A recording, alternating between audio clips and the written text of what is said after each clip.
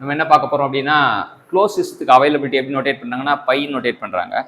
By equal to U plus P naught V minus T naught S அப்படின்னு சொல்கிறாங்க.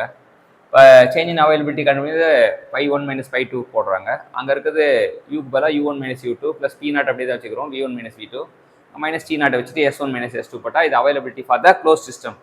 Open system availability வந்து சை நோட்டேட் பண்ணுறாங்க. Psi equal to H minus T naught S availability equal to H one minus H two minus T naught open the bracket S one minus S டூன்னு தெரிஞ்சுக்கலாம். irreversibility கண்டுபிடிக்கணும்னா it is the difference between the maximum work by it is actual work, it is a product of T naught into delta S universe அப்படின்னு தெரிஞ்சுக்கலாம். இப்போ சில ப்ராப்ளத்துக்கு second law efficiency கேட்பாங்க. Second law equal W actual by W max போட்டால் கிடைக்கும், இல்லை W actual by available energy கேட்டால் கிடைக்கும், W actual by Q one கிடைக்கும், இல்லை Q one by W max கிடைக்கும்.